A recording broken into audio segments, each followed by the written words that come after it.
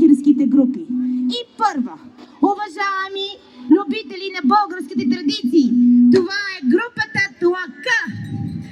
Сега в момента ги посрещаме на сцената.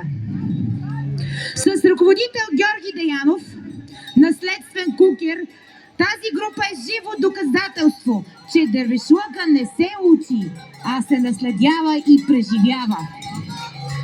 Под неговото ръководство групата Тлъка съхранява традицията такава каквато е била. Силна, истинска и неподправена.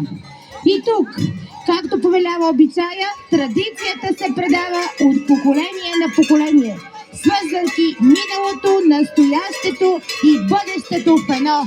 Всяка стъпка, всеки ритуал, всяко движение носи памет, уважение и обич към корените. Маските на групата са създадени с изключително внимание към майсторството. Всяка от тях има свой образ и своя история, вдъхновена от вековната културна памет на нашия край. Днес дървишка група Тлъка е тук, за да ни напомни кои сме, откъде идваме и защо тази традиция продължава да живее в нас. И да се насладим на тяхното изпълнение, дървишка група Тлъка с ръководител Георги Деянов и цялата му фамилия днес тук пред нас е на сцената. Братовчеди, съпругата му, децата му и племенниците му. Браво, Георги Деянов!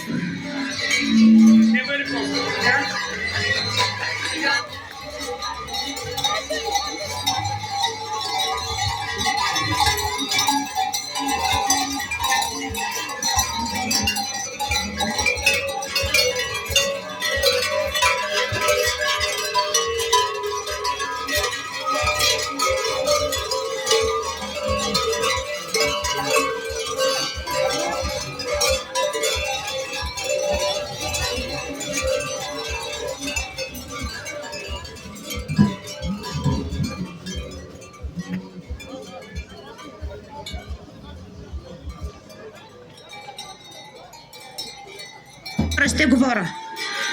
Моля групата застане за снимка. Движа и ще говоря. Ще се движа.